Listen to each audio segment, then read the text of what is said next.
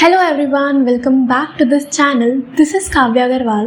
तो हम लोगों ने स्टार्ट किया था बैंकिंग चैप्टर के साथ और उसमें मैंने आपको सेंट्रल बैंक के फंक्शंस और उसका मीनिंग एक्सप्लेन किया था। अब आज हम लोग पढ़ने वाले हैं एक और इम्पॉर्टेंट टॉपिक जिसका नाम है मनी मल्टीप्लायर, जो कि अगेन काफ़ी इम्पॉर्टेंट है और बहुत ही ईजी कॉन्सेप्ट है। तो चलिए स्टार्ट करते हैं और समझते हैं कि मनी मल्टीप्लायर आखिर होता क्या है। तो चलो यार शुरू करते हैं। टॉपिक का नाम है मनी मल्टीप्लायर। मनी मल्टीप्लायर होता क्या है ये समझो। देखो, जब भी आप बैंक में कुछ भी अमाउंट डिपॉजिट करते हो तो बैंक उन इनिशियल डिपॉजिट की मदद से कई गुना पैसा बनाता है। किस कॉन्सेप्ट को यूज़ करके? मनी मल्टीप्लायर कॉन्सेप्ट को यूज़ करके। ठीक है कि आप बैंक में कुछ भी अमाउंट डिपॉजिट कर रहे हो तो बैंक उस इनिशियल डिपॉजिट की मदद से कई गुना पैसा बनाता है, जिसे हम इस टॉपिक में समझेंगे। ठीक है, देखो क्या लिखा हुआ है इसमें। Through the process of money multiplier commercial banks are able to create credit which is in far excess of initial deposits। ठीक है, which is in far excess of initial deposit मतलब कि मनी मल्टीप्लायर के concept को use करके commercial bank initial deposit से कई गुना पैसा बनाते हैं। कैसे करते हैं वो भी हम समझते हैं, बट देखो इकोनॉमिक्स पढ़ रहे हैं तो इकोनॉमिक्स में अजम्पशंस तो लेनी होती हैं। तो दो अजम्पशंस आपको यहाँ पे कंसीडर करनी है।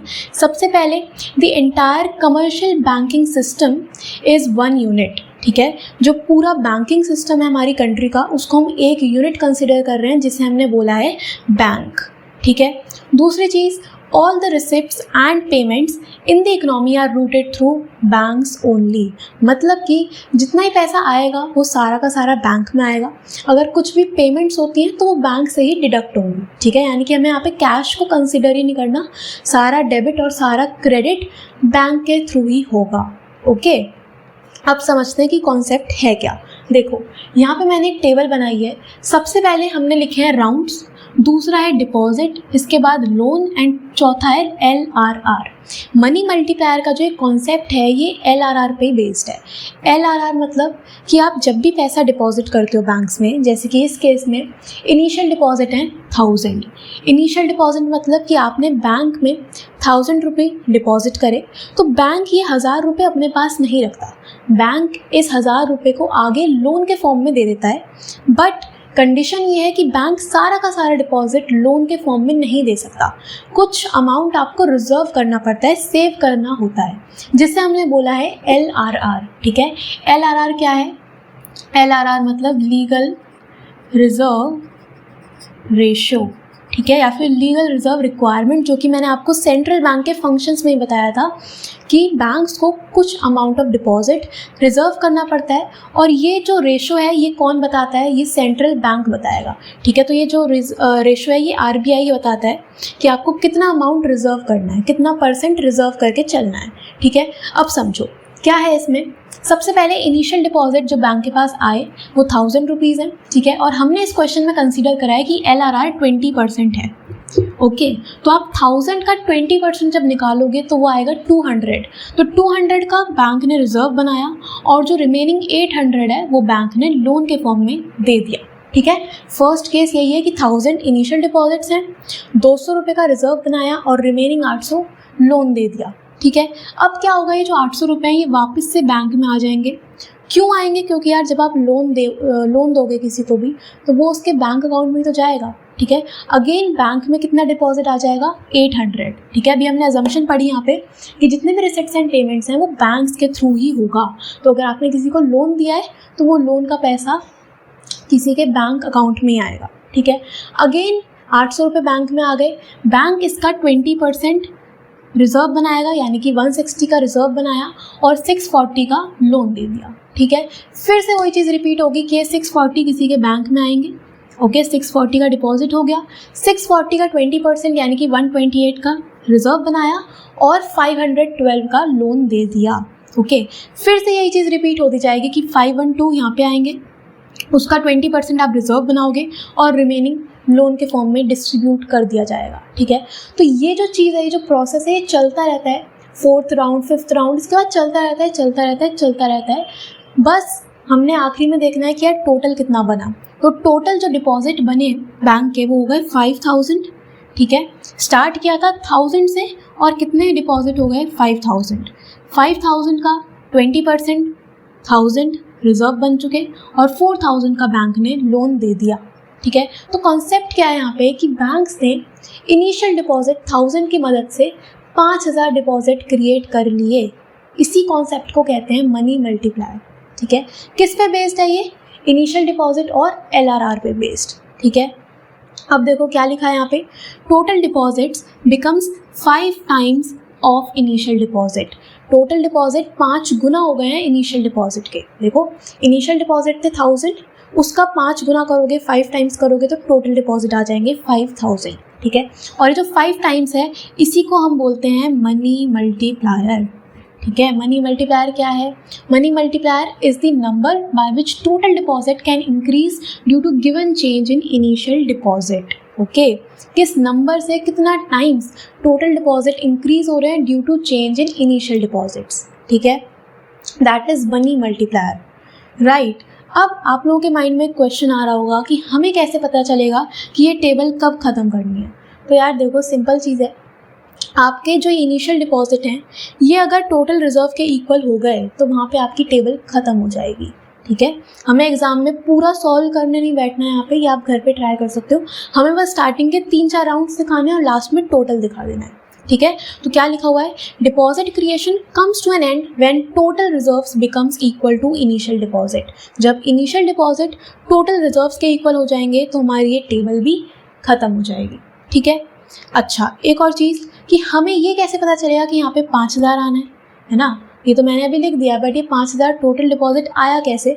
तो उसके लिए आपको सिंपली मनी मल्टीप्लायर का फॉर्मूला अप्लाई करना है। फॉर्मूला क्या है? Money multiplier equals to 1/LRR, ठीक है। ये फॉर्मूला है जिसको आपको अप्लाई करके मनी मल्टीप्लायर की वैल्यू निकालनी है। अब देखो कैसे आएगी, अगर हम देखें तो आ जाएगा 1/20%। हमें LRR गिवन है तो 1/20% जब आप करोगे तो ये आ जाएगा 5 टाइम्स, ठीक है।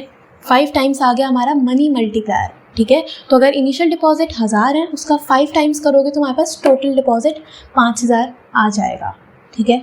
तो इस तरह से आपको करना है मनी मल्टीप्लायर का पूरा टॉपिक। अब एक और चीज़, कई बार क्वेश्चन आ सकता है कि ये जो 800 रुपये हैं, अगर किसी डिपॉजिटर ने सारे का सारा पैसा विड्रॉ कर लिया तो कैसे काम होगा? तो देखो उसमें हमें एक अजम्पशन लेनी होती है कि ऐसा कभी नहीं होता कि सारे के सारे डिपॉजिटर एक ही टाइम पे सारा अमाउंट विड्रॉ कर लें।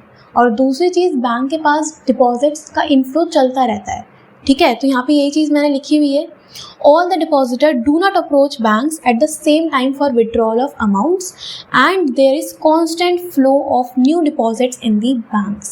कि मान लो मैंने बैंक से अमाउंट विड्रॉ कर लिया तो हो सकता है कि किसी और डिपॉजिटर ने अपना अमाउंट डिपॉजिट कराओ, तो बैंक्स के पास डिपॉजिट्स आते रहते हैं, ठीक है। इनफ्लो हमेशा रहता है, ठीक है। So this is the entire concept of money multiplier. I hope आप लोगों को समझ में आया होगा कि किस तरह से बैंक्स ने इनिशियल डिपॉजिट को यूज़ करके टोटल डिपॉजिट्स बनाए, ठीक है। टेबल ख़त्म कब होगी? जब इनिशियल डिपॉजिट्स रिजर्व्स के इक्वल हो जाएंगे तो हमारी टेबल भी एंड हो जाएगी, राइट। अब हम इस पे बेस्ड एक न्यूमेरिकल करते हैं ताकि आपका कॉन्सेप्ट और ज़्यादा स्ट्रॉन्ग हो जाए। तो आप इसको नोट कर लो या फिर स्क्रीनशॉट ले लो, बिकॉज मुझे इसे इरेज करना होगा, तो जल्दी से नोट करो। तो चलो भाइयों क्वेश्चन करते हैं, और 2 क्वेश्चंस हम लोग करेंगे, बट उससे पहले हम लोग लिख लेते हैं कि हमें क्या क्या फॉर्मूले यूज़ करने हैं। तो 2 फॉर्मूले हैं आपको याद रखने हैं। सबसे पहले कि मनी मल्टीप्लायर का फॉर्मूला मैंने आपको बताया 1/LRR, ठीक है। एक तो ये फॉर्मूला है और दूसरा होता है total deposits equals to initial deposits multiply by money multiplier, ठीक है। जैसे कि अभी पिछले वाले टेबल में हमने देखा कि इनिशियल डिपॉजिट 1000 थे और मनी मल्टीप्लायर 5 टाइम्स आया था, तो हमारे पास टोटल डिपॉजिट 5000 हो गया था, ठीक है। चलो अब देखते हैं क्वेश्चन में क्या है। If total deposits are 12,000 crores and LRR is 25%, we have to calculate the amount of initial deposit. आपको टोटल डिपॉजिट बताए हैं और LRR का आपको परसेंटेज दिया हुआ है, हमें इनिशियल डिपॉजिट कैलकुलेट करने हैं, ठीक है। कैसे करेंगे? देखो LRR दिया है तो सबसे पहले हम निकालेंगे मनी मल्टीप्लायर। तो यहाँ पर हम लिखेंगे money multiplier which is equals to 1/LRR, ठीक है। और LRR कितना है? 25%, तो 1/25% या फिर हम बोल सकते हैं 1/0.25 which is equals to 4 times, ठीक है। 4 टाइम्स आ गया आपका मनी मल्टीप्लायर, राइट। हमें निकालना है इनिशियल डिपॉजिट, तो मैं ये सेकेंड फॉर्मूला यूज़ करूँगी। कैसे? Total deposits equals to initial deposits multiply by money multiplier, ठीक है। आप लोग फुल फॉर्म यूज़ करना और फॉर्मूले अप्लाई करके आना क्वेश्चंस में, ठीक है। टोटल डिपॉजिट हमें दिए 12,000 equals to initial deposits multiply by 4, ठीक है। तो इनिशियल डिपॉजिट आपके पास कितना आएगा? 12,000 divided by 4 which is equals to 3,000 crore. ये हो गए हमारे इनिशियल डिपॉजिट्स, ठीक है। इस तरह से करना है, दोनों फॉर्मूले आपको अप्लाई करने हैं और जब भी आप क्वेश्चन करो एग्जाम में तो फॉर्मूला ज़रूर लिख के आना, ठीक है। ये हो गया क्लियर। अब चलते हैं सेकंड पे। सेकंड क्वेश्चन है, इनिशियल डिपॉजिट आपको दिए हैं 200 करोड़, टोटल डिपॉजिट्स हैं 1600 करोड़, हमें LRR निकालना है, ठीक है। कैसे करेंगे? सेकंड फॉर्मूला का अप्लाई करेंगे, ठीक है। देखो, total deposits equals to initial deposits multiply by money multiplier, ठीक है। टोटल डिपॉजिट है 1600, इनिशियल डिपॉजिट है 200 और इधर हम मल्टीप्लाई करेंगे इसको मनी मल्टीप्लायर से, तो आपके पास मनी मल्टीप्लायर की वैल्यू आ जाएगी 1600 divided by 200 which is 8 times, ठीक है। टाइम्स लिखना मत भूलना, ये ज़रूरी है, ओके। ये हो गया। फिर आप निकाल दो LRR, तो money multiplier equals to 1/LRR। Money multiplier है 8 और 1/LRR, तो यहाँ से आप निकालोगे तो आएगा 1/8 विच इज़ इक्वल्स टू 0.125, या फिर अगर आपको परसेंटेज फॉर्म में लिखना है तो हम क्या लिखेंगे, और 12.5%, ठीक है। ये हो गया हमारा LRR की वैल्यू, ठीक है। तो दो ही फॉर्मूले आपको अप्लाई करने हैं कि money multiplier equals to 1/LRR और दूसरा total deposits equals to initial deposit multiply by money multiplier, ठीक है। तो ये दोनों ही क्वेश्चंस बेसिक हैं और इनको आपको अच्छे से प्रिपेयर कर लेना है, ठीक है। So this is it for this video. हम लोगों ने मनी मल्टीप्लायर का पूरा कॉन्सेप्ट अच्छे से समझा, 2 न्यूमेरिकल्स भी कर लिए और इसी के साथ हमारी मनी एंड बैंकिंग वाली यूनिट कंप्लीट हुई।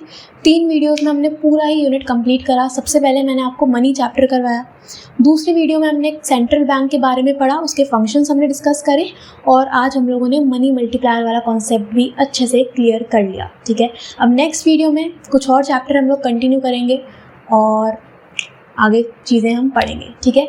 चलिए फिर मिलते हैं नेक्स्ट वीडियो में। वीडियो को लाइक ज़रूर करना और कमेंट ज़रूर करना और शेयर करके जाना।